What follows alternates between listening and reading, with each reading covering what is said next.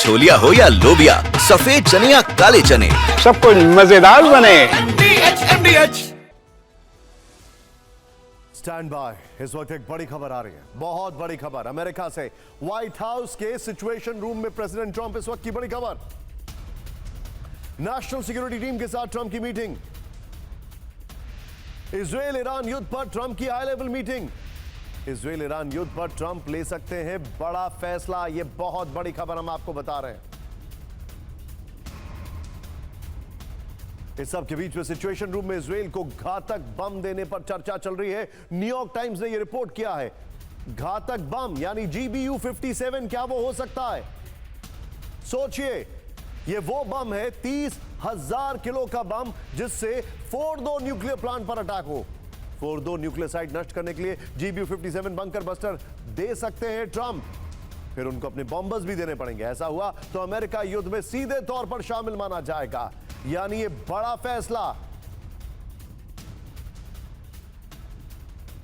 लेकिन आप जानते हैं एक बहुत बड़ा फियर क्या है, खौफ क्या है पूरी दुनिया के जो बड़े बड़े साइंटिस्ट हैं। कहा जा रहा है कि फोर्डो न्यूक्लियर प्लांट में 400 किलो यूरेनियम है। 400 किलो यूरेनियम, अगर उस पर अटैक हुआ तो फिर सोचिए रेडिएशन क्या हो। ये एक फियर है। ट्रंप जब कनाडा में G7 की बैठक के लिए गए थे, तभी अचानक व्हाइट हाउस को अलर्ट किया गया। डोनाल्ड ट्रंप ने वहीं से राष्ट्रीय सुरक्षा परिषद को आदेश दिया कि सिचुएशन रूम को रेडी किया जाए। वो जल्द लौट रहे हैं। इस खबर के सामने आने के बाद लगने लगा कि ईरान पर जल्द कोई विस्फोटक निर्णय होगा, जो अभी हमने आपको ब्रेकिंग में हिंट के तौर पर बताया। आपके मन में सवाल होगा कि यह सिचुएशन रूम क्या है जिसकी ईरान इजराइल जंग में इतनी चर्चा चल रही है। व्हाइट हाउस का सिचुएशन रूम एक अति सुरक्षित कमांड सेंटर है। यहां पर राष्ट्रीय सुरक्षा से जुड़े मामलों पर चर्चा की जाती है। आमतौर पर यह तब होता है जब युद्ध, आतंकी हमले या किसी वैश्विक संकट की आशंका होती है।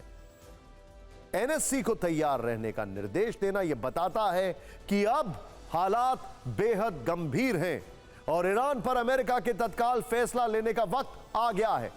आइए डिटेल में समझते हैं कि व्हाइट हाउस के सिचुएशन रूम में क्या होता है।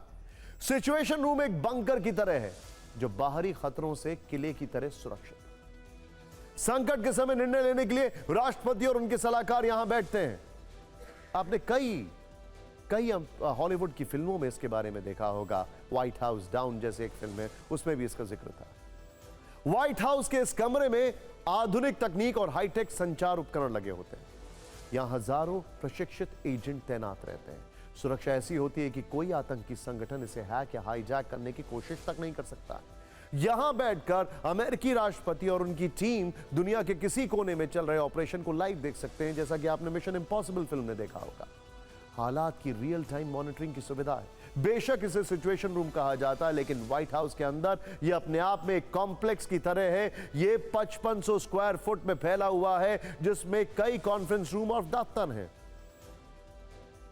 राष्ट्रपति जॉन F कैनेडी के कार्यकाल में 1961 में Bay of Pigs military operation fail होने के बाद व्हाइट हाउस में सिचुएशन रूम की नींव पड़ी थी। अप्रैल 1961 में क्यूबा में फिदेल कास्ट्रो की सरकार के खिलाफ CIA ने ऑपरेशन बे ऑफ पिग्स चलाया, जिसके असफल होने से अमेरिका को काफी बदनामी हुई थी। उस नाकाम ऑपरेशन में अमेरिकी सेना के लोग भी मारे गए और पकड़े भी गए। तब ऐसे खुफिया जगह की जरूरत महसूस हुई जहां मुश्किल वक्त में तालमेल के साथ काम करना आसान हो सके। इस तरह सिचुएशन रूम का कॉन्सेप्ट सामने आया। तब से यह सिचुएशन रूम बड़े फैसलों का सेंटर पॉइंट रहा है। यहां हालात की ब्रीफिंग दी जाती है, सिक्योर संचार सिस्टम के जरिए दुनिया के नेताओं से बातचीत होती है। इस कॉम्प्लेक्स में वक्त और हालात के हिसाब से बदलाव होते रहते हैं। फोकस इस बात पर रहता है कि राष्ट्रपति को समय पर सही और सटीक सूचना मिल सके, ताकि आपात स्थिति में वो फैसला ले सके, और वो भी अपनी टीम के साथ। अमेरिका के इतिहास में ध्यान दीजिएगा, अमेरिका के इतिहास में सिचुएशन रूम का उपयोग कई संकट काल के दौरान किया गया है। अमेरिका का 9/11 आतंकी हमला हो या फिर ओसामा बिन लादेन को मार गिराने का अभियान, इन परिस्थितियों में अमेरिकी राष्ट्रपति व्हाइट हाउस के वॉर रूम में नेशनल सिक्योरिटी ऑफिशियल्स के साथ चर्चा करते हुए देखे गए। दुनिया ने यह तस्वीरें देखी। आज जब ट्रंप ने कनाडा से अपने सिचुएशन रूम को अलर्ट किया तो पुरानी तस्वीरें फिर ताजा हो गईं। सिचुएशन रूम की तस्वीर अक्टूबर 2001 की है, जब प्रेसिडेंट जॉर्ज बुश अपनी टीम के साथ वहां पहुंचे थे। यह आपात बैठक 9/11 हमलों के बाद हुई थी, जिसमें अफगानिस्तान के अंदर ऑपरेशन चलाने पर फैसला हुआ था। अमेरिका के गुनहगार लादेन को ट्रैक करने का प्लान बना था। गल्फ वॉर के लिए जॉर्ज बुश के पिता इसी सिचुएशन रूम में बैठे थे जब वो राष्ट्रपति थे, George Bush senior, gulf war के दौरान। खैर, 2011 में अमेरिका का सिचुएशन रूम एक बार फिर चर्चा में आया। उस वक्त इसी कमरे में ओसामा बिन लादेन को मारने का प्लान बना था। यहीं बैठकर पाकिस्तान में लादेन के खिलाफ ऑपरेशन को लाइव देखा गया। तब बाइडेन वहां के उपराष्ट्रपति हुआ करते। 8 साल बाद 2019 में सिचुएशन रूम की तस्वीर फिर वायरल हुई। इस बार राष्ट्रपति डोनाल्ड ट्रंप थे और टारगेट अबू बकर अल बगदादी। अक्टूबर 2019 में इसी कमरे में ट्रंप ने ISIS के खूंखार आतंकी बगदादी के खात्मे का ऑपरेशन मॉनिटर किया था। कहा जाता है कि कासिम सुलेमानी को भी मॉनिटर इसी सिचुएशन रूम से किया गया था जब उस पर अटैक हुआ था। खैर, वो डिबेटेबल है। तो क्या ट्रंप एक बार फिर इसी तरह का कोई लाइव ऑपरेशन देखने की तैयारी कर रहे हैं? ये एक सवाल है, क्योंकि नेतन्याहू ने कहा है कि खमेनी का खात्मा जरूरी है। आशंकाएं कई हैं। सिचुएशन रूम में राष्ट्रपति पहुंचने वाले हैं, उससे कुछ घंटे पहले इजराइल ने ईरान में बंकर बस्टर का इस्तेमाल शुरू कर दिया। ये हैं वो तस्वीरें। इजराइल को लग रहा है कि खमेनी किसी बंकर में छिपे हो सकते हैं। फोर्दो परमाणु प्लांट भी पहाड़ों के अंदर बनाया गया है, जिसे तबाह करने के लिए अमेरिका का साथ जरूरी है। इतिहास बताता है कि जब जब सिचुएशन रूम में अपनी टीम के साथ राष्ट्रपति बैठे हैं, तब तब कुछ ना कुछ बड़ा हुआ है। इसीलिए आशंका जताई जा रही है कि इस बार ईरान का नंबर है। लेकिन टारगेट क्या है, इसकी डिटेल भी आपको हम जल्द दे देंगे। आपने ट्रंप से जुड़ी बातें जान ली, लेकिन एक सवाल यह भी है कि ईरान के साथ कौन से देश खड़े हैं? खमेनी के परमाणु कार्यक्रम का समर्थन कौन कौन कर रहा है? तो सच यही है कि बहुत कम देश है जो खुलकर ईरान के साथ खड़े हैं। बहुत कम ऐसे देश हैं जो चाहते हैं कि ईरान जैसे देश के पास परमाणु शक्ति हो। इंटरेस्टिंग बात क्या है, अरब वर्ल्ड तो सख्त खिलाफ में है।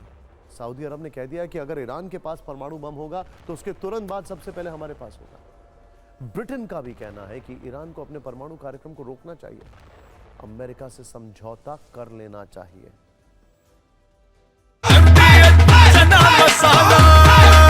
अब छोलिया हो या लोबिया, सफेद चने या काले चने, सबको मजेदार बने।